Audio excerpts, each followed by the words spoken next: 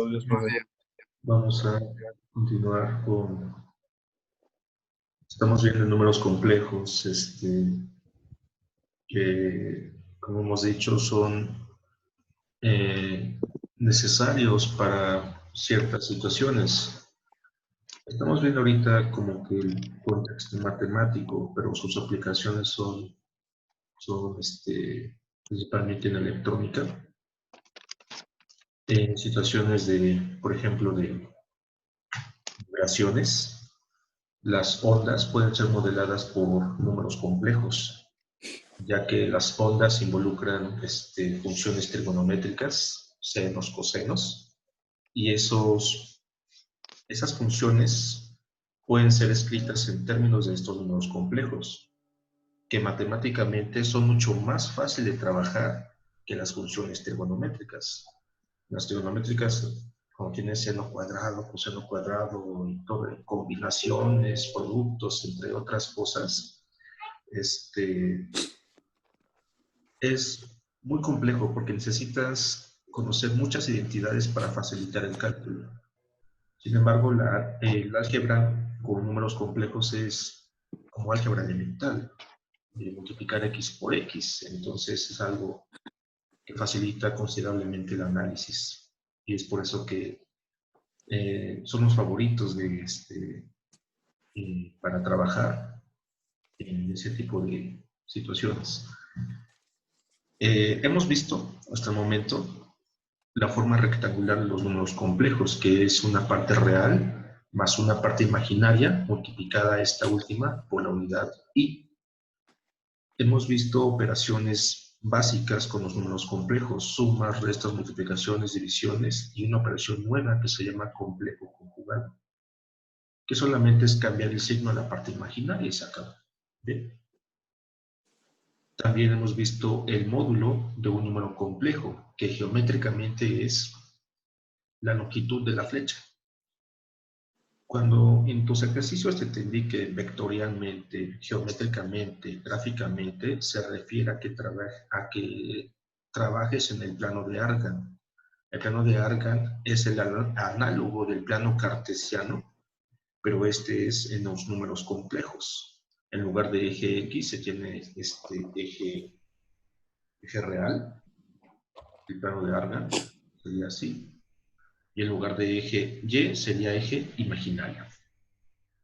Entonces, muchos el día miércoles, me parece, cuando les envió su ejercicio de participación, lo hicieron todo analítico, salvo uno lo hizo gráficamente. Gráficamente es que tú hagas todo esto, hagas este plano de Argand y ahí tú trabajes los números complejos como flechitas. Es una observación en general. ¿Vale? Entonces, en su tarea me parece que vienen unos ejercicios que se trabajan gráficamente. Se refiere a hacerlo aquí. ¿Bien? ¿Tienen alguna duda hasta el momento? No, profe. No, profe, ninguna. Bueno, si no hay duda, entonces continúo. Les decía, hemos visto hasta ahorita una sola forma de los números complejos, que es la rectangular. La forma rectangular es esta, en donde el número complejo z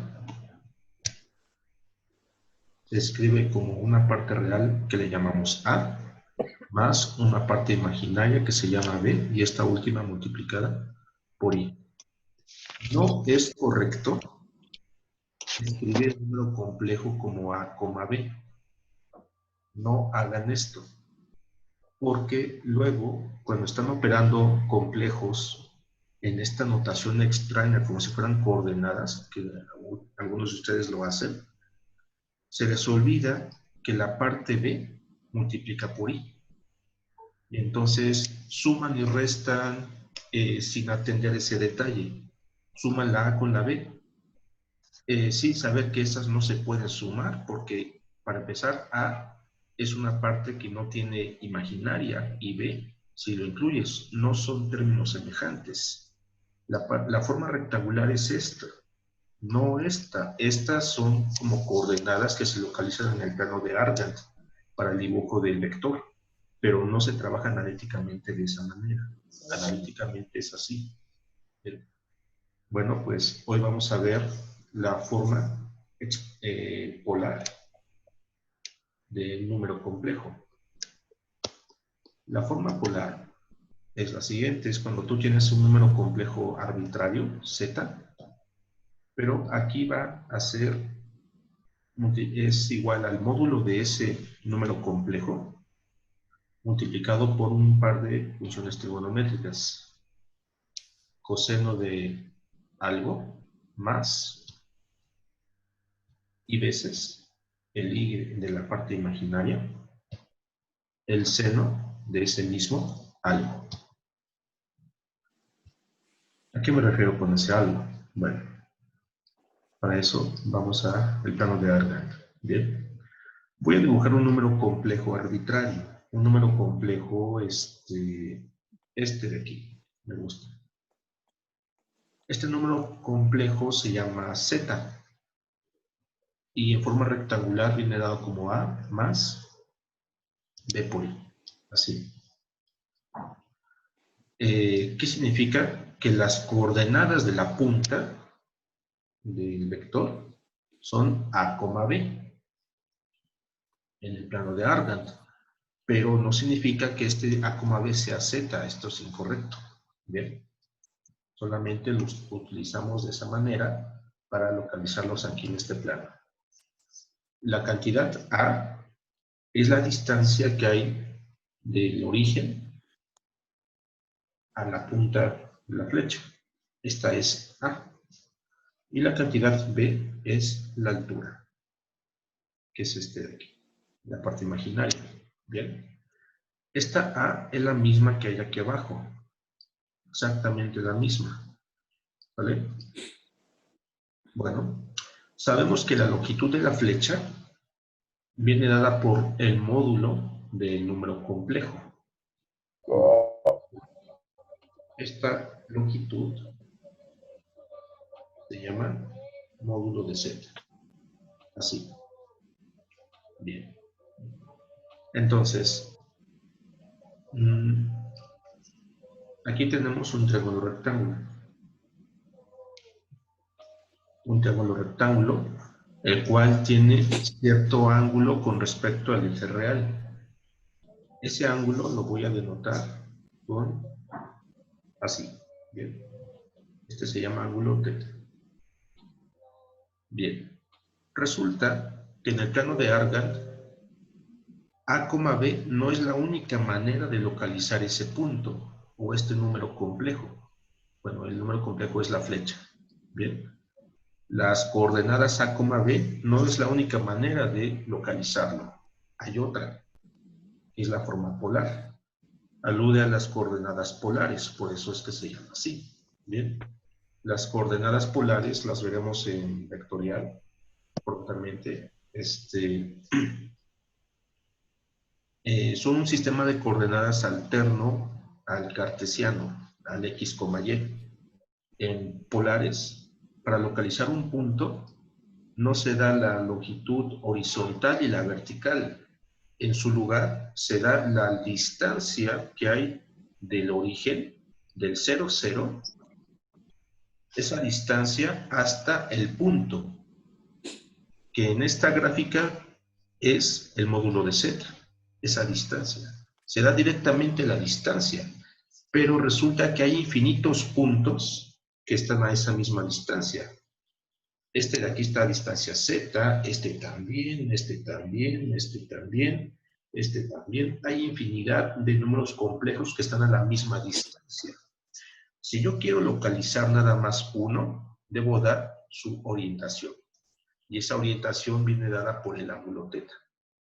¿A qué ángulo está rotado tu número complejo? 15 grados, 10 grados, 360 grados. Si tú das la distancia y la dirección, ya especificas un solo número complejo y es más fácil localizarlo. Entonces, como les decía, de este triángulo rectángulo se obtienen relaciones trigonométricas para relacionar el ángulo que aparece ahí, la altura del triángulo, la base de y su hipotenusa.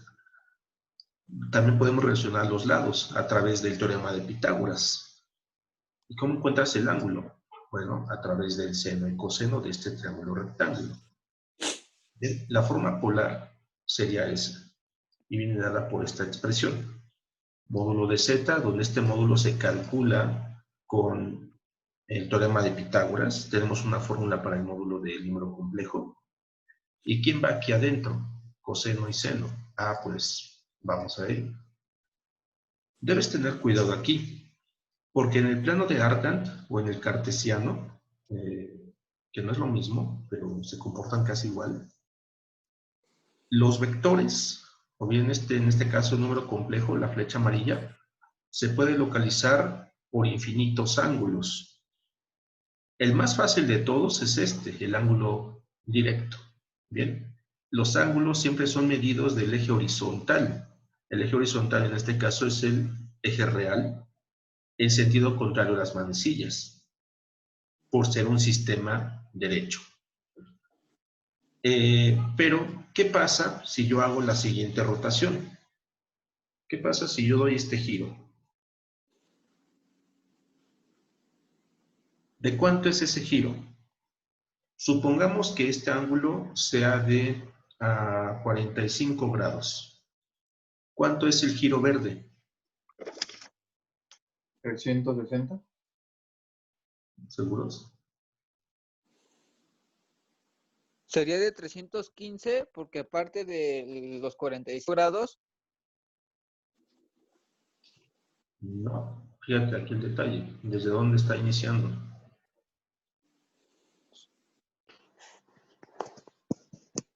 Serían los 360 más los 45, ¿no?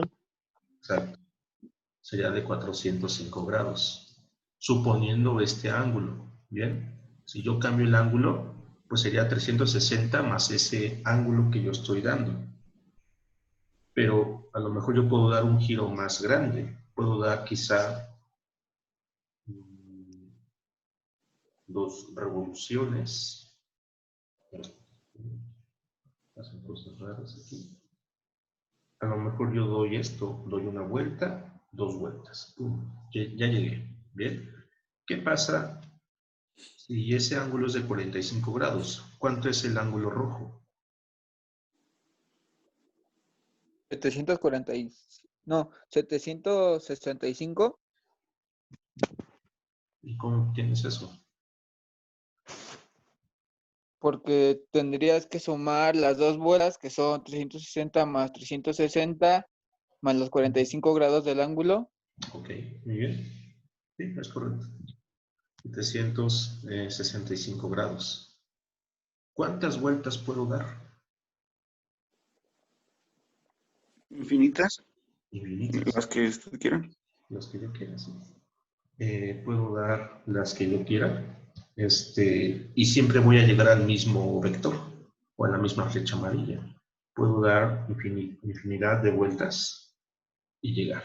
Bien, entonces, resulta que no hay un único ángulo que localice este vector, pero el ángulo más pequeño, que es en este caso es sin dar una revolución completa, es el ángulo más pequeño, se llama argumento principal del número complejo. Entonces aquí, en el ángulo que aparece en estas trigonométricas, sería θ más n veces cada revolución. Y cada revolución es de 360 grados, ¿verdad? Pero recuerden, en mates no trabajamos grados, sino radianes. Entonces aquí, 360 grados en radianes, ¿cuánto es? 2pi. Claro está. Entonces sería n veces 2pi, o bien 2pi n. ¿Vale? ¿Quién es n? N es el número de vueltas que tú has dado. Θ más 2pi n. ¿Qué valores puede tener ese n? Ah, bueno, yo aquí el giro lo di a en contra de las manecillas, pero puede darse el caso que los giros vayan en sentido o bien a favor de las manecillas, y puede ser giros los que tú quieras, ¿bien? Por lo tanto, tú puedes girar a favor o en contra de las manecillas para localizar el vector. Por lo tanto, ese giro puede ser positivo o puede ser negativo. Y el giro es modelado por la letra N aquí. ¿Sí? Por lo tanto, la N tiene los siguientes valores. Si N vale 0, ¿cuántas vueltas has dado? 0. 0 revoluciones. Muy bien. Si N toma el valor más 1, Una revolución. ¿en qué sentido? ¿A favor o en contra? En contra. En contra. Si N toma el valor menos 5, A favor. A favor. ¿a favor cuántas? 5 vueltas. Revoluciones. Bien. Así ya lo entendieron, parece ser. Bien, entonces N toma los valores 0, 1, pero también menos 1, 2, pero también menos 2, y así sucesivamente. Bien, esta es la forma polar de un número complejo. Entonces, algo muy importante. Si N es igual a 0, se tiene el argumento principal. Bien, el argumento principal del número complejo de Z. Bien, ¿cómo se calcula el ángulo teta? Muy fácil. El ángulo teta viene dada de la siguiente forma. Como una tangente del ángulo debe ser igual a la parte imaginaria partida por la parte real. Bien, hasta aquí nuestra fórmula. Para encontrar la forma polar se utiliza esto. Y tú puedes darle el valor que quieras a n, el que sea. Es muy fácil.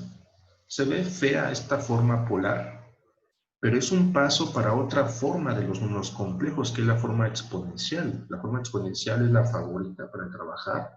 Les digo que las trigonométricas se pueden escribir en términos de los complejos y, de hecho, en términos de una función exponencial, que es mucho más fácil de manejar. Vamos a ver un ejemplo para que sepan cómo se ilustra esto. Supongamos el siguiente número complejo. Este de aquí. Bien.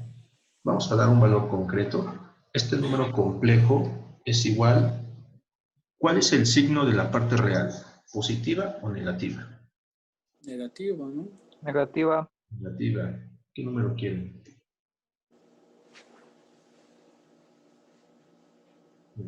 Para que les pregunto. ¿Y la parte imaginaria es positiva o negativa? ¿O 0?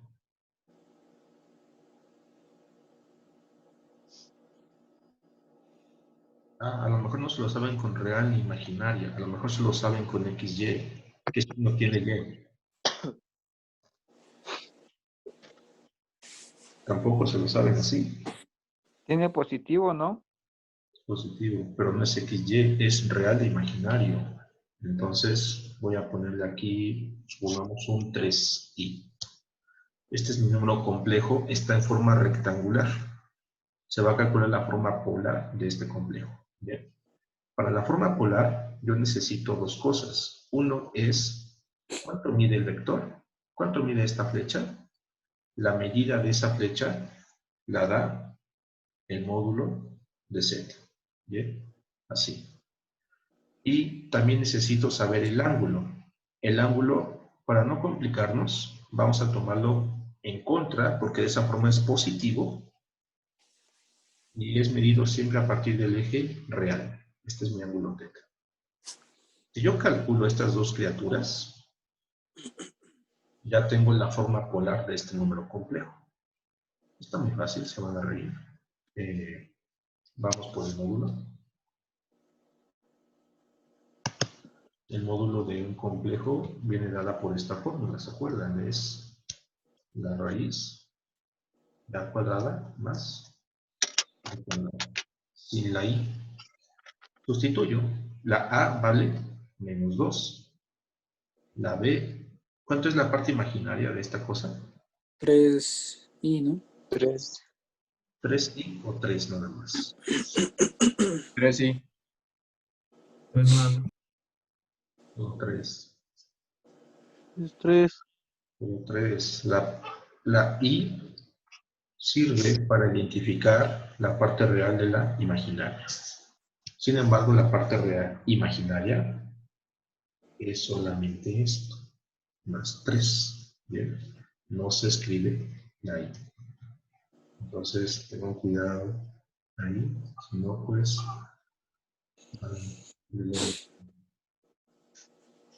¿me fijas? El primero es 4, el segundo es 9, la suma es 13 y raíz de 13 no es exacta. Se queda así, raíz de 13. No aproxime. Ya tengo el módulo. Ahora debo calcular el ángulo. El ángulo, ahí puede tener algo de complicaciones, ya que lo que te da esta fórmula no siempre es directamente el ángulo. Lo que te puede dar, ¿por qué no es directamente? Pues porque A y B tienen signos, positivo, negativo. Y si tú metes una tangente de algo negativo, te va a dar posiblemente un ángulo negativo. Entonces, aquí debes tener algo de criterio y saber más o menos, aproximadamente, en qué intervalo cae el ángulo. De acuerdo a este diagrama de Argand, ¿cuál es el límite? Bueno, el ángulo es mayor a 90 grados, si te das cuenta, pero es menor a 180. 180 es esta línea horizontal.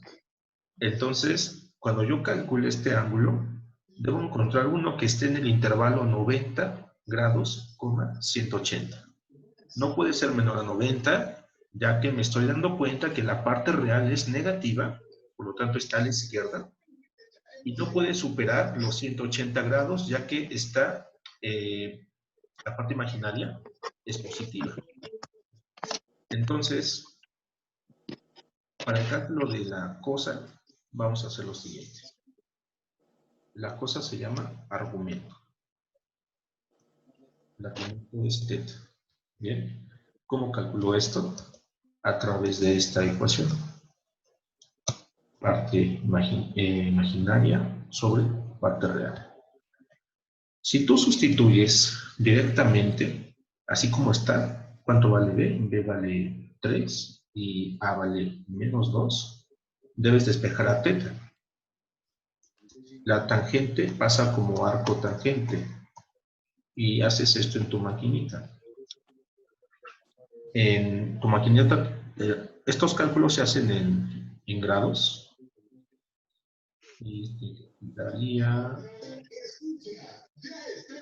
menos 56. ¿Qué significa este menos 56 grados? ¿Dónde creen que esté ese 56? No es el ángulo, ¿verdad? ¿Sí? Después de los 90. ¿Se lo debo sumar al 90? O a lo mejor este es el 56. O quizás sea este de aquí abajo. Vean que aquí nos metemos en problemas. Porque no sabemos exactamente cuál abertura es de todas. ¿Qué es lo que vamos a hacer? Vamos a modificar esta ecuación para no pelearnos en esto. Entonces, aquí yo le voy a poner un valor absoluto. Bien. Si yo le pongo valor absoluto, cuando yo haga esto, valor absoluto, valor absoluto. Aquí el valor absoluto lo que hace es omitir los negativos, ¿verdad? Quedaría 3 medios. En tu maquinita ya no introduces menos 3 medios, sino 3 medios. ¿Y qué te da? Te da más 56. Aproximadamente. Otra vez 56. ¿Pero qué es ese 56? ¿Dónde está? Recuerda que los ángulos siempre son medidos con respecto al eje real. En este caso, este 56 grados es medido con respecto al eje real negativo. Este de aquí es el 56 que estamos encontrando. ¿Bien? ¿Por qué no es este de acá? ¿Por qué no es directamente teta? Porque ya lo habíamos acordado. El ángulo teta cae en un intervalo que puede ser 90, menor estricto, claramente porque tiene parte imaginaria diferente de 0, pero quizá, no es quizá, no puede ser tampoco 180 grados. El ángulo teta debe caer aquí, ¿bien? No puede ser 56 directamente. Entonces, tenemos allá, es medido con respecto al eje real, pero en este caso no es directamente el ángulo, sino el que está del otro lado, es el suplemento, este de aquí. Si esta abertura mide 56, ¿cuánto debe ser el ángulo teta?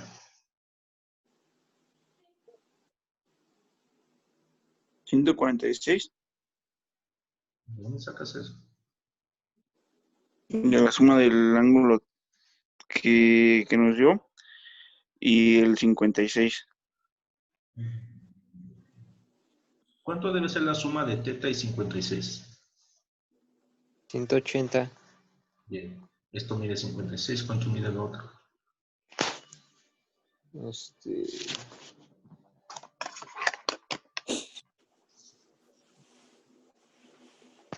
34. 4. 124.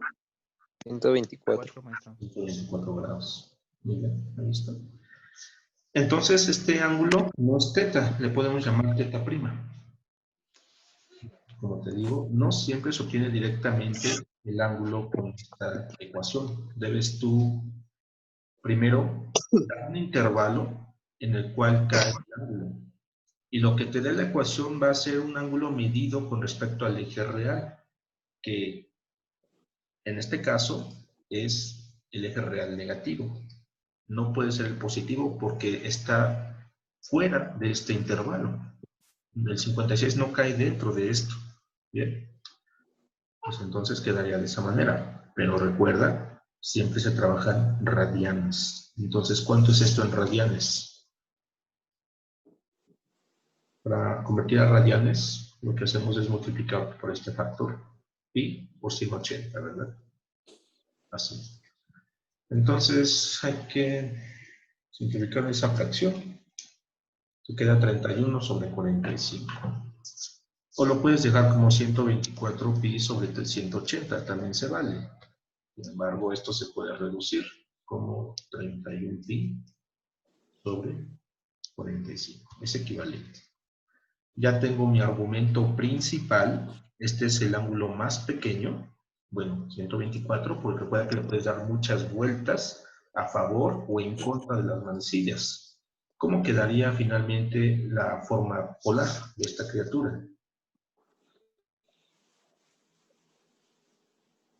La forma polar sería z igual a el módulo es esto, multiplicado por ¿quién? Por el coseno del ángulo. El ángulo lo puedes trabajar así, para que no se te complique. Y en general, nosotros le sumamos 2n pi, o 2pi n. Se puede expresar así, porque así estás dando infinitas posibilidades de llegar al mismo número complejo. Más, ¿quién? Más i, seno de lo mismo, 124 pi sobre 180 más 2 pi n. Se ve feo, ¿verdad? No olvides dar valores a n. ¿Quién es n? n toma el valor 0, que es si n vale 0, esto se va, y simplemente te queda el ángulo directo. Puede ser más 1, también puede ser menos 1, más menos 2, y así sucesivamente. Bien. Terminamos. Esta es la forma polar. Está muy fea. ¿Sí? Está fea. ¿Y qué quiere decir esto? Que el número z, este que está aquí, recuerda que era menos 2 más 3. Y esta forma rectangular es lo mismo que todo esto. Está horrible, pero es equivalente. ¿Por qué una forma tan complicada? Pues resulta que esto se puede llevar a lo siguiente.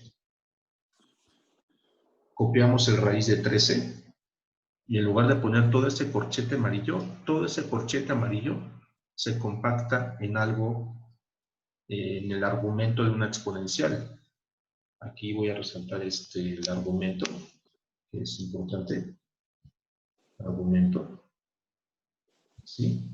Y entonces, en lugar de poner coseno de esto más y seno de lo mismo, voy a poner lo siguiente. Exponencial, el número de Euler, del argumento, el ángulo. Y el ángulo es 124 pi sobre 180 más 2 pi n. Y todo esto multiplicado. Bien. ¿Qué significa esto? Esta es la forma exponencial del número complejo. Esta última línea. La exponencial reemplaza todo el corchete amarillo. Fíjate, es mucho más compacto. Bien. Solamente se escribe así. Esta es la forma exponencial que te había comentado antes. Y es la que se trabaja algebraicamente con los números complejos. Porque la notación es muy compacta y es muy fácil trabajar exponenciales. ¿Vale? Bueno. Este fue un ejemplo, digamos, un tanto complicado por la localización del ángulo. Pero recuerda que este vector, bueno, ese número complejo yo lo puedo dibujar en cualquier dirección. A lo mejor si lo dibujo así, el ángulo θ sería este de aquí. Y ese ángulo nos damos cuenta que debe ser superior a 180, pero menor a 270. ¿Sí lo ven? Yo lo puedo orientar en cualquier dirección. A lo mejor, si yo lo oriento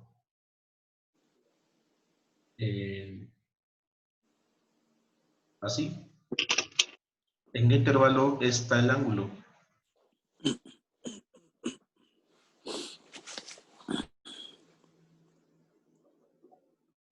Pues debe ser mayor a 270, pero menor a 360.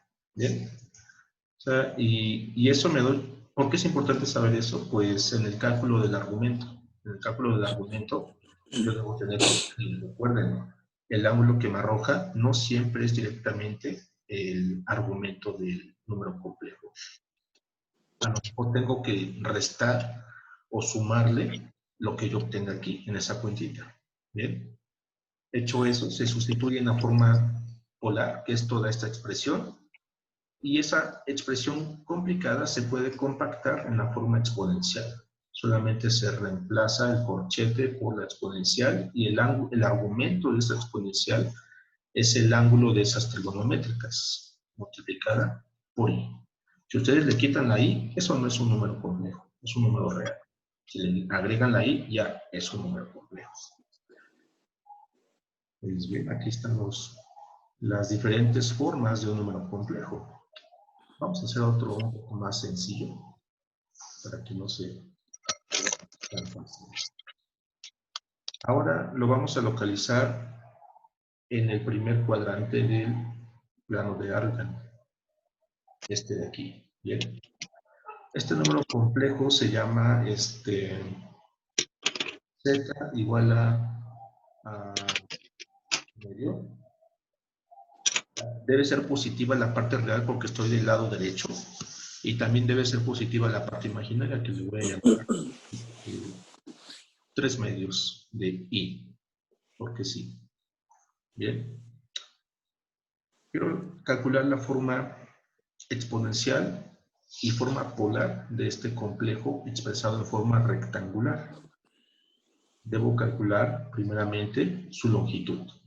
La longitud viene dada por el módulo de z. Y también debo determinar la inclinación. La inclinación es esta de aquí y es el argumento θ. Calculamos, es algo muy sencillo. Pueden hacer una tabla, ustedes se inventan las columnas de la forma que sea más entendible esto. A lo mejor lo pueden hacer así. Bueno, voy a poner aquí el complejo. Aquí el complejo z es 1 medio más 3 medios i. ¿Bien? ¿Qué voy a hacer aquí? Pues voy a identificar la parte real. La parte real es lo que no tiene i. En este caso es 1 medio. Luego se debe identificar la parte imaginaria. ¿Quién es la parte imaginaria? 3 medios. 3 medios positivo. Muy bien. 3 medios. Identifiqué lo necesario para calcular lo que viene. Puedo calcular aquí el módulo del número complejo. El módulo viene dado como z igual a la raíz de a cuadrada más b cuadrada, ¿verdad? ¿Quiénes hay? ¿Quién es b? Bueno, aquí se me olvidó ponerlo. Pero la parte real es la a. Bien. La parte imaginaria es la b. Entonces, aquí va b. Solamente hay que sustituir. 1 medio al cuadrado son 1/4. 3 medios al cuadrado son 9/4. La suma son 10/4. Y a eso le tomas raíz cuadrada. ¿Lo ves? Y esto es lo mismo que raíz de 10, todo dividido entre 2. Loco, le sacaste mi dado. Ahora, Perro, loco. para el ángulo, yo debo saber el intervalo. El intervalo del ángulo real. ¿Entre qué números está el ángulo? Está mayor de 0 y menor de 90. Bien. Lo calculamos en la siguiente, porque queda muy poco tiempo. Entonces le dan clic al mismo enlace.